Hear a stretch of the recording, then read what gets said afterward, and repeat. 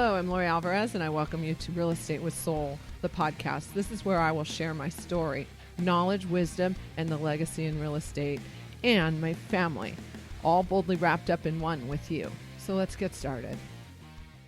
Hey, it is Lori Alvarez, and I am so excited because I have the coolest guests on today.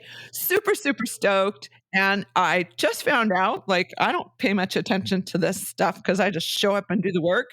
But it's episode 50, so I'm even more stoked that I have Michael Dominguez on the podcast. Michael, please tell everyone a little bit about who you are, why you're here, and then we're going to jump right into it because I just can't wait to have a conversation with you. Fantastic. My name is Michael Dominguez, and before I get into it, I wanted to first of all congratulate you, Lori, for making it through 50 podcasts. It's a real accomplishment. That's fantastic. So thank you. So anyway, and thank you for inviting me on the show as well. My name is, as you know, is Michael Dominguez. I'm actually based out of Toronto, Canada area. And I just wrote a book called Armchair Real Estate Millionaire, and we'll be talking about that, I guess, over the course of the show. I've been a realtor for about 15 years now, and been focused on investment properties pretty much the whole time.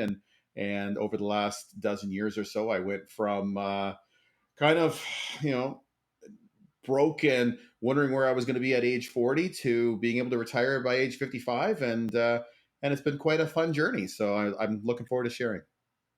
I'm so stoked because, okay, first and foremost, your values align with my values with regards to real estate and the end result of real estate. So I've been reading your book. Love it. Love it. Love it. Like, it's just like, wait. Oh, yes, yes, yes, yes, yes, yes. Like, so excited. Anyways, let's get into it. So Michael, the one thing that stood out to me, I'm gonna dive right in. There's one little picture graph that you have in there, right? Which is $300,000 across the top. And then you have three little houses, and you have 500 each under each one of those houses. And then you have these little down arrows. It's so awesome that show that it's like 100,000, right?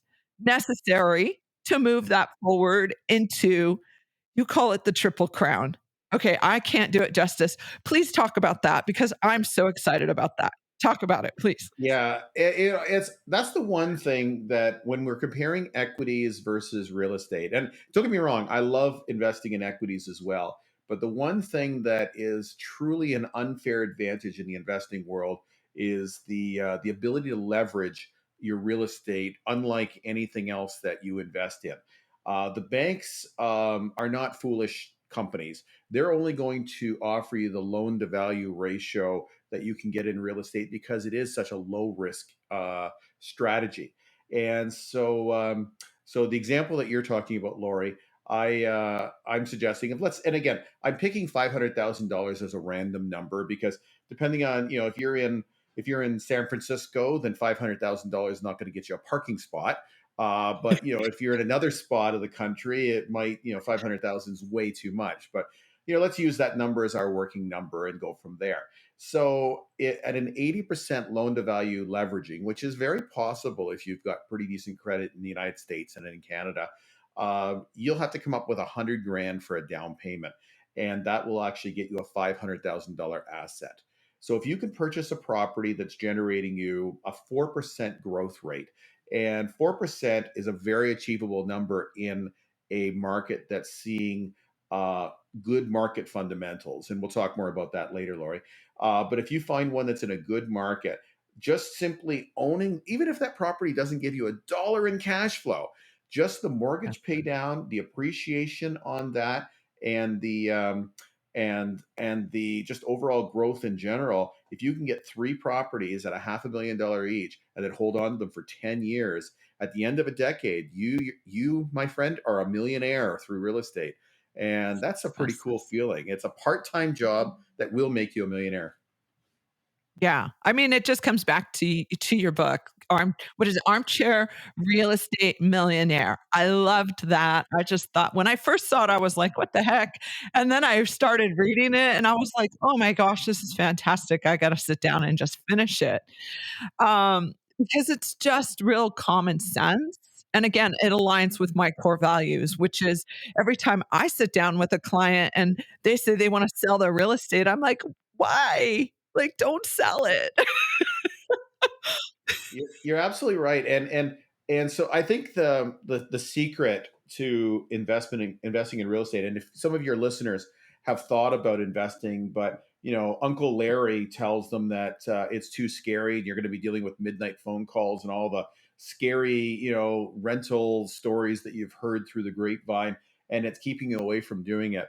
How I like to invest is I invest in quality homes in quality markets, and that allows you to find quality tenants, and then I can hold on to that property for a long period of time, and over time I make quality profits, and it really is that simple, and it's almost the point where a lot of people say, geez, this seems too easy, and I get that people want to do all sorts of strange development deals and this and that. Honestly, I bought a dozen or so legal 2 unit dwellings that all cash flow. I've got tenants that make great income, but with the housing prices the way they are right now, not everyone can qualify for mortgages. And I get these great people. And even during the pandemic, I didn't have 1 month of missed rent. And I treat people with respect. I make sure that the place has no deferred maintenance. I take care of it as if it is my own asset, and they treat me with respect. And again, that's just the way life should be, is everyone treats each other with respect, and you just make some money in the process. I love hearing that because I mean, just this weekend, I was on an open house. And I had a lady come in and she's a local owner and she was like, "Oh, I'll have the house paid off in next year." And I'm like, "Great. What are you going to do about furthering your real estate investments?" And she was like, "Oh, no, I can't do that." She was so scared of the idea because it's exactly what you said, right? Like she was scared to death to have tenants, bad tenants, and not be able to evict them, and I'm like, "Why are you even thinking about an eviction? We haven't even moved them in yet." Like It's such a interesting, like, I'll ask somebody, and many of your listeners are probably of similar in a similar mindset. Is I ask people, I said, in the last 5 years or 10 years, if you are truly being honest with yourself, of all of the wealth that you've built in your personal, your own and your family's net worth, what percentage of that came from the house that you live in, and what came from equities and other investment strategies? And if people are truly being honest with themselves, if you're in a good appreciating market like in California, for example, I would venture to say that 50 to 90% of the wealth that you've built up has been from your own household.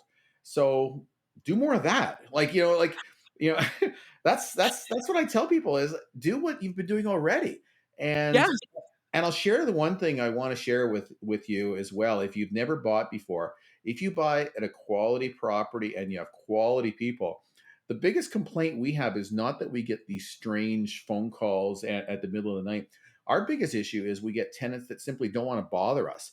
And so every 6 months we have to go into our properties, and we spend some time talking about that in the book, about the part-time tasks that you need to do.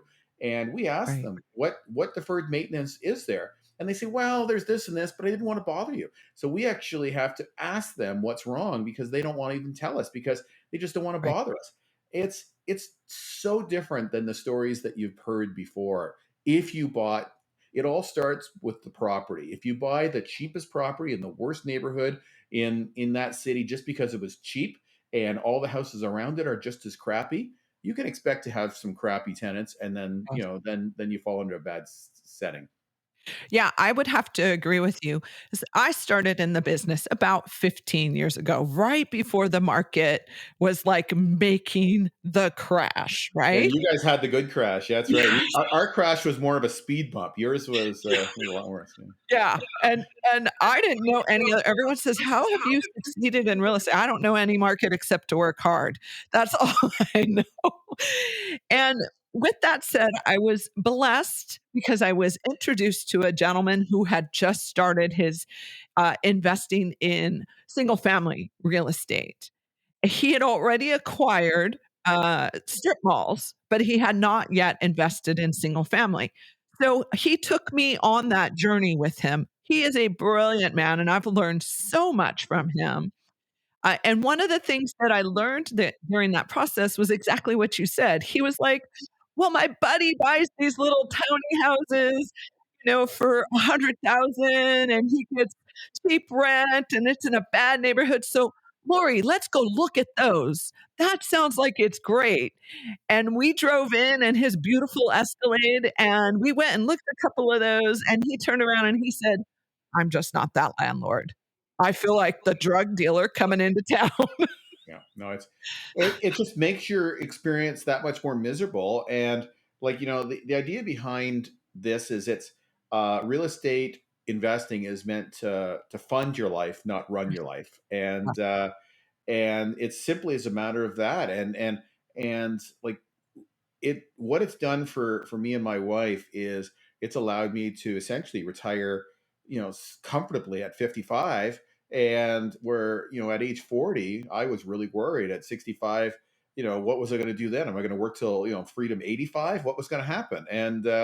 And so this is it's 10 years has just changed my life. And it's, if you're thinking of it's being a get rich quick scheme, it's not. It's going to take you a decade to do it right. But if you buy in the right area, and let's use your market, the Inland Empire, as an example. It's got some of the fastest growing population in all of the United States. It's a good middle class to upper middle class market. It's got improved transit, so it's going to only get better as Southern California continues to grow. It's going to just keep growing as a result of that. And it's getting job growth. It's got GDP growth. How can you screw that up? It's if you own more of that stuff. And what I like to invest in is properties with second and maybe even third suites. I can tell you, California's landlord rules are a little bit onerous, and it's going to scare some people. But Yes. if you fight through the challenges, you just Google for fun how much tenants are complaining that rents are going up and there's no tenant vacancies and such like that. Own what everybody wants. That's a good Yes. thing to do. Yeah. Yeah. I will tell you that that same experience just happened. So I'm a newer investor myself, right? I've just started investing in real estate. I come from a family that does a lot of real estate investing, but I myself, my husband and I just moved that forward in the last couple of years. What'd you buy? And thank you. And one of the things that What did you really buy? What did you buy? Oh, I apologize. So my first property, which this goes back to one of the one of your lines in your book, right? My first property is a fantastic townhouse in a community that I love that just got me started. And would I buy there again? No. Do I still own it? Yes, free and clear, right? And that's why your little 300,000, because that was my initial investment, right? I bought it for about 330 and it's worth about 400 now and it's free and clear. And I'm like, I'm going to reinvest that in three $500,000 houses." Yeah. And that's honestly, this is something that I like to share as well, is that right now the banks are, you have to play their game and all that fun stuff. But, if you could take that $300,000 or so asset and get that 80% leveraging, again, as long as the rental income supports the mortgage expense and plus all the other incidental costs that it is, that's your opportunity to leverage. And like you'll make on that $400,000 asset, you'll make a nice steady 5 to 8% return, maybe even 10% on a good year, which is great. But if I could leverage that, I can now, I'm now making that 4% return on the whole value. Yet I've only put in 20% down, Yeah. and so it just gets better and better. And how my wife and I grew is, honestly, I didn't have a ton of money when I started. We had a house, a personal residence, and we actually got a line of credit on that. So my 20% down came from money against my principal mortgage or principal home, and then I borrowed the other 80% against the other house. So I was 100% leveraged on my properties. And so I had none of my own money into these deals. So the return on these properties is pretty freaking good when I had none of my own money in. So, and yeah, it just works. But the key is to buy quality real estate in growing markets. If you buy in Yeah. the, in some ghost town, or, some old mining town that's no longer got a population more than a few hundred, that's not what we're talking about at all. We're talking growing markets for sure. Yeah. I will tell you that for sure, because on my, my goals board, one of the things is we have 4 sons. So I want to achieve 4 pieces of property so that each one will inherit a property, so on and so forth. And I've got other things that I wanna do as well. And just reading that little chapter right there, I was like, "Oh my gosh, by next year, as long as everything positive cash flows, probably because it's California, only $50 positive cash flow, and Maybe. I'm okay with that." I can have all 4 of those properties achieved in the next year. Whereas in my brain, I thought that was like literally thought that was like 10 years out, Michael. But And your and little so graph changed that. so if you're I appreciate that. So if you're listening to this podcast, and you're debating, you're feeling it's too much work, working with somebody like Lori and her team, you'll be able to, she's doing the research, she's finding the best markets, now that she's following the right lead here. Like, where is the transit going to be? Like, I know there's a new train, I think, that's coming from Yep, somewhere out there that's going right into LA. yep.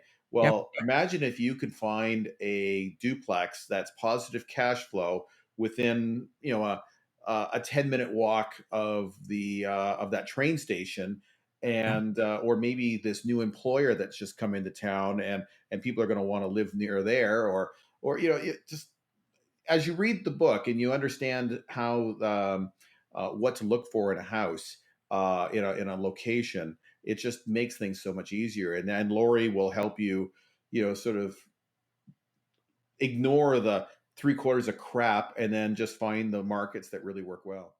Yeah, I have to tell you, I mean, before we came on the podcast, right? You're right. Like, it's so challenging in LA and our area, South OC, the Orange County area, to get positive cash flow per se, because our expenses are so high, and yet it is still doable. Because I am doing it. I have a second property that I have, and our primary residence, we reduced our expenses on our primary by $1,000, so we're really only paying 1,000 to live in our big, beautiful home that we live in. So it is very, very doable. You just have to look for the right numbers to make sense. And Yeah, that's I love Southern California, and I hope to move there someday. And but that doesn't necessarily mean I'm going to own my own personal residence. I may rent from someone else in Orange County, and then own a half dozen properties in the Inland Empire. And so these investment properties, the cash flow will pay for my rental, and I'll live where I want to live, and I'll make money where I want to make money. And you can do both. yeah, I would agree with you 100%. So tell me, Michael, like, you came into this, how long ago again? Yeah, actually, I became a realtor in '08 as well, and as I said, we had more of a speed bump than you did. Prior to that, I used to sell franchises for a pet food company. So I was working with investors and business people a lot, and I found that when I became a realtor, I quickly gravitated to the investors because they were my people. I spoke their language, and they spoke my language, and I'd done a lot of investing in equities and businesses before 2008. but I just never thought to invest in real estate. And yet, again, the common sense was my own personal residence represented over half of my net worth gain. It's so logical, but it just never came to make sense to me. And so I bought my first couple properties, not necessarily in great markets, not necessarily the type of properties I would buy today. I have since sold both of those, but the cool thing is that I've helped now hundreds and hundreds of people buy investment properties, and as long as they followed the right formula, we're basically like 3 or 400 and in terms of success rate. Everybody who's bought and held has made money, and that's I.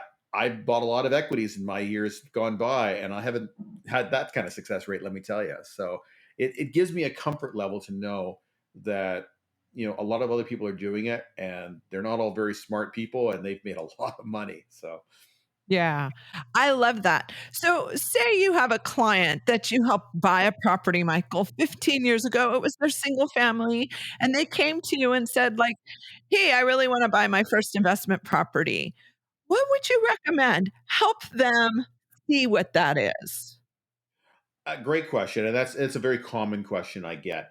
And so the first thing I always tell them to do is, most of us don't have 100,000 or $150,000 lying around that's available for investing. That's just the reality. And so the first thing I have them do is I have them have an appraisal done for their own existing property that they own. And so perhaps the house that they purchased a decade ago or so has now gone up in value by a few hundred grand or something like that, plus some mortgage pay down. At the end of the day, there's a fair bit of equity in that home. So you can actually get a home equity line of credit against the property, and that may be 100,000, maybe $250,000, whatever it is.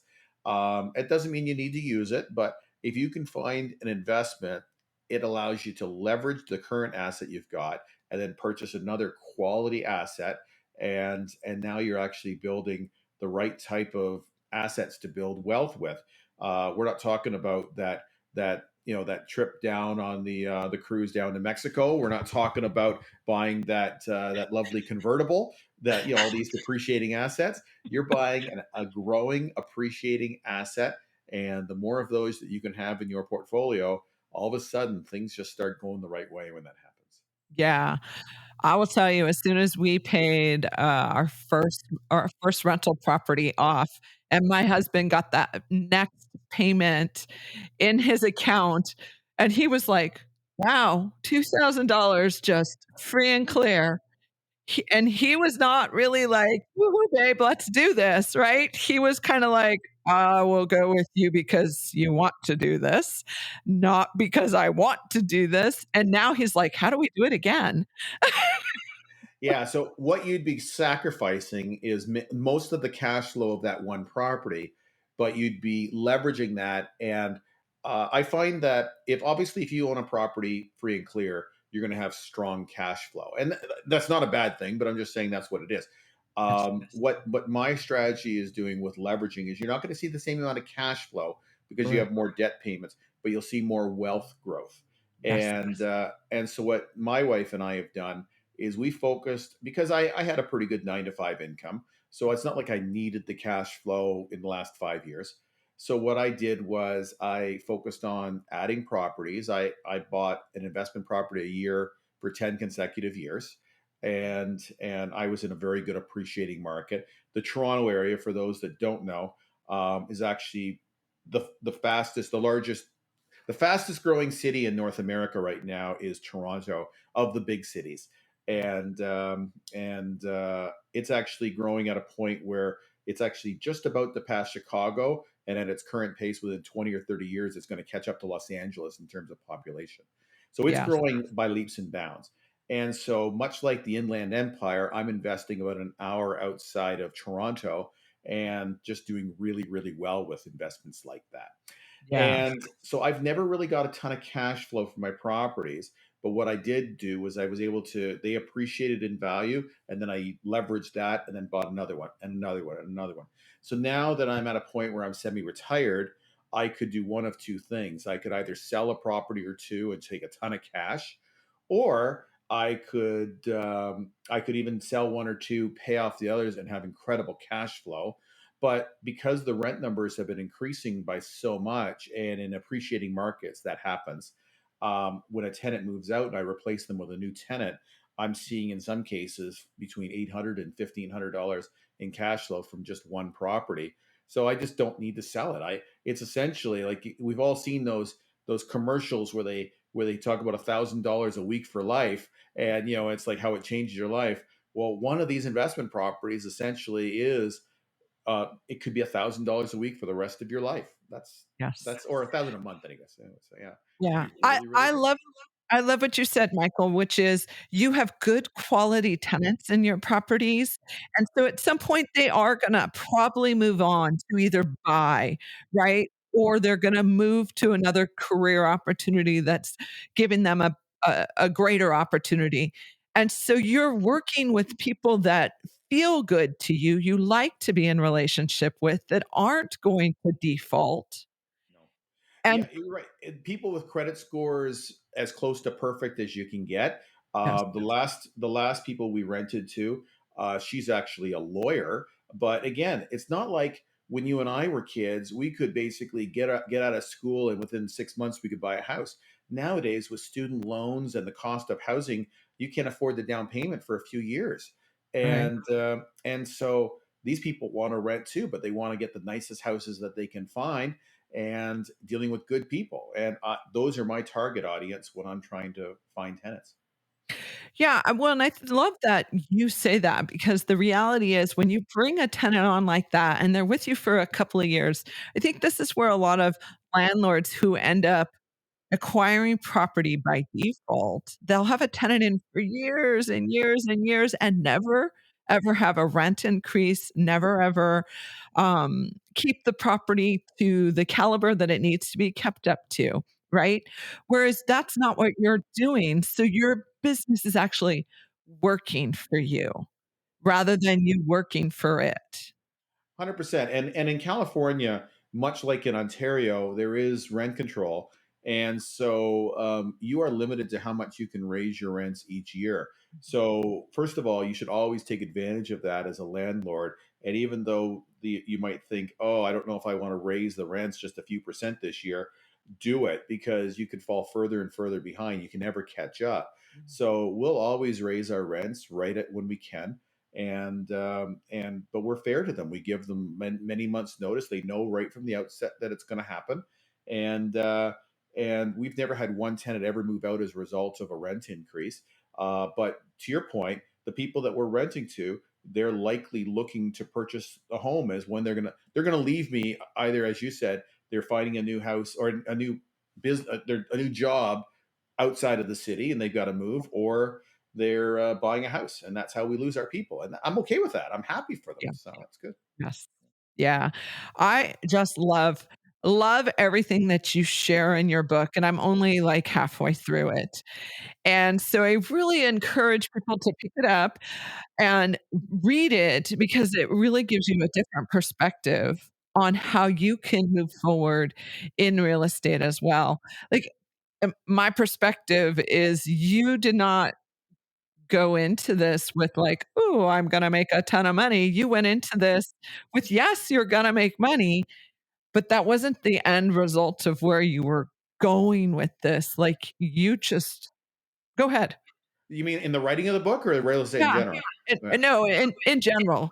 Well, yeah, and yeah. So, well, I can tell you with the writing of the book, I was very fortunate that I had some incredible mentors along the way that they had a lot of success in life and in real estate, and they didn't need to do this, but they shared what they knew to me, and so it helped to form the opinions that I've got right now. And so I always promised myself that if I ever reached a point of success, that I would pay it forward and help the next generation of investors. So, to your point, I didn't necessarily, when I started investing in real estate, I never thought of myself as a potential multimillionaire through real estate. But, just you do the right things and you do enough of the right steps and things start falling into place. And in the writing of the book, I have zero intention. It's funny, we'll sell a single family home and I'll make more money through that than through selling 2,000 books. So I'm not making money on the books. This is a way of paying it back to the next group of people, and I'm hoping I can really, my one of my dreams is that somebody buys my book in a market that I've never been to or invested in, and they follow some of the strategies I've employed, and then they reach back to me a year or two from now, and they're really making some progress along the path. And it's a pay it forward sort of scenario, and I hope they can pass it on to the next generation too. So Yeah, well, we're definitely gonna share your book forward with our clientele. We We are gonna do that. We definitely are, for sure, because I just like, I read it and I was like, it aligns with everything that I believe. I don't go in on a real estate interview without asking the question, like, "Why don't you keep it? Why are you selling it?" And I love that you really are all about the hold instead of the, "Oh, I wanna flip it, and I wanna make a quick dollar here, and I wanna do this, and I wanna do that." Like, you're in it for the long-term relationship that it is, that real estate is made to be. the short term players come and go. And there are some people that have made money through flipping, and there's others that have lost money through flipping. But it's a very speculative game. It's as simple as that. It's a speculation game.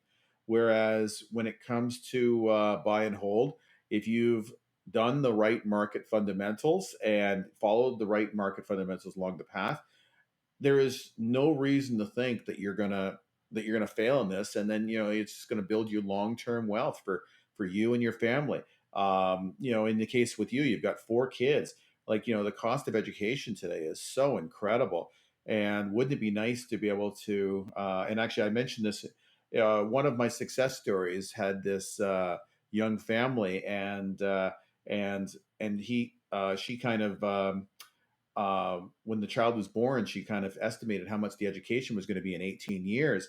And it was overwhelming. And then she thought, oh, I could just simply refinance one of my investment properties, and his entire education is paid for in 18 years. That's a pretty cool feeling to have. Yes. And it could be helping them out, in their 20s and 30s, instead of just passing on money when you die. Or it could be a legacy as well, in terms of having some wealth to pass on to the next generation. And then, and honestly, it's not even selfish. You'd like to be in a position at age 55 or 65 to do what you want to do versus what you have to do. Yes. And it's not like we've got great government and company pension plans anymore. So you've got to take action for yourself. Yes, yes. I love it, I love it. So, Michael, I'd like you to do this. 1, can you share one piece of advice with someone who's just getting started? They're like, "Oh, I'm thinking about it, but I don't know, Lori just hasn't convinced me yet." What what would One that big one advice. thing be, right, that you would wanna share? Oh boy. Um, I guess the first, well, okay, it's hard to do just one, but if you've thought about investing in real estate, but you're afraid of the potential what could possibly go wrong, let me share with you that I kind of already alluded to it already. If you talk with 20 investors, you're going to get 20 horror story situations where they all, like, it's fun when you're talking with other investors. They all tell about the worst things that tenants have done, but as a realtor, I can share with you that I can ask those same 20 people if they're looking to sell their properties. And the answer is 20 out of 20, they want to hold on to those properties. And, crap will happen. But if you buy the right type of properties, it's a part time job that will make you a millionaire. Yes. Yes, I appreciate that. So, Michael, tell everyone, 1, where your book is, where they can find it, where you are, and how they can reach out to you, and what area you service. So just in case they wanna vest over there, they know who just to reach out to. Wow, that was too many questions here. Holy mackerel. I'm a guy. I don't have the ability of multitasking. What are you thinking here? I'll So, support you in it, don't worry. my name again is Michael Dominguez. The book is called Armchair Real Estate Millionaire, and this is what the cover looks like here. Love it. It's available on Amazon, and it's available there. I do ask a favor from anyone who buys the book. Is one of my goals is to reach 100 5-star reviews. So if you like the book, remember it's Armchair Real Estate Millionaire. If you didn't like the book, it's Rich Dad Poor Dad. So I'm joking. And you can check out my website, armchairrealestatemillionaire.com. And I can be reached at info@armchairrealestatemillionaire.com. And where I service is our team. I have a team of realtors in my family of business here, and we are just outside of Toronto, Canada, which many of our listeners won't be from there. But yeah, it almost doesn't matter where you invest. It doesn't have to be where you live. Texas, I think there's some listeners from Texas. That's the El Paso area is growing by leaps and bounds. Yes. And Just start doing some research. Read my chapters 2 and 3 and Mhm. understand what makes a good market, Yeah. and then start to do a little bit of homework. You don't need to be an expert in everything. You just need to find one quality market, and then just start to become an expert in that. And you just get it done so quickly, and you can make a real difference. I would agree with you. If you go to my Instagram, I just posted because I started reading the book, right? I had posted the GDP numbers, right? Because I was like, oh, yeah. I mean, by default, I just invested in a great area because I service a great area and I didn't want to leave my area, right? Yeah. And I did the And same thing. It was dumb luck for both of us. You're right. Yeah. yes, yes. And I have so many clients that do want to invest out of the area. And they're like, well, where should we invest? How do we get there? And that is really like your information about the GDP and what to research and what to know really makes the difference. So thank you for sharing that. It really does. There's a bill, and unfortunately, the bill in 2020 failed. I talked about it in the one of the chapters about the missing middle, which I don't think you got that far. Not And there yet. was a bill in California that they were looking at densification within the cities, and that includes even smaller towns too. Watch that with interest, because eventually they've got to do that in the state of California. They've got to allow the ability for a single family home, regardless of where it is, to add secondary suites, and even duplexes to add tertiary suites. It has been passed in Oregon, and I think California is the most needed state in all of the United States for more housing. And so us as investors, again, we can't necessarily change what's going on, but we can read the tea leaves and understand what's happening, and then buy accordingly and benefit from where the changes are going. And that's really just being a smart investor. Simple as that. Yes. I love it, I love it. And social media, where can they find you on social media? I'm on Twitter and Facebook, and my Facebook is at author Michael Dominguez, Love it. and then Twitter, and I guess, well, what's the other one? LinkedIn, but I don't really follow that much. Is armchair_wealth, and Love it. it's been a fun ride with this investing stuff, and I really encourage some of your listeners to buy this thing, because it's really made a difference. And one thing I'll share as well, Lori, is if any of your listeners are realtors or investors that have people that they're selling to or what have you, if anybody buys 10 books or more, what I'll offer them is, and then they do a review and stuff like that, Yes. and give them out to their clients. Yes. I'll do a 1 hour consultation with either them or them and their people, Yes. and try to help them out in terms of getting them started in investing. So Oh, I love that. You are so awesome, and I appreciate you so much for that. Because we were gonna just buy the 10 books just because I do wanna send them out to my clients that I talk to all the time about, like, "Lori, maybe, maybe." And I love what you say in one of the chapters is the people who actually come out of their house, go on the tours, and come to your conference are the ones who are actually successful in moving forward with 1 or 2 investment properties. it really is true. It's something that I've learned over the years, is that the people that are just, you can learn a lot through the internet, and following along, and blogs and podcasts that we have here, and that's awesome. But actually getting out and getting to see properties, actually touching Lori and nothing weird, but just touching Lori and getting out there and seeing properties with her and her team and actually just getting out there and seeing stuff and networking with other investors. It's just going to put you light years ahead. There is a if you're still talking that Inland Empire, there are meetup groups in that city or in those cities, and they're awesome. And you can talk to another 5, 10, 50 people that are already taking action. And this isn't Uncle Larry who, heard from a friend. This is people that are actually already doing it. And those are the people Yeah. you want to rub shoulders with for sure. Yeah, I appreciate your time, Michael. Thank you so much for being on here. You just have a wealth of information. I'm gonna encourage everyone to purchase the book, read the book, and then contact us so that we can help you move forward in your real estate investment dreams, because it is so possible. I did it. He did it. Look at it. We're rocking and rolling it, and we love it. Thank you, Michael. Thank you so much. And anytime you want to chat again about existing investors, or even we can have a conversation one day about millennials who are trying to buy their first home. This is a great strategy to get them started that way too. Oh, I love it. Yes, thank you so much. We will take you up on that.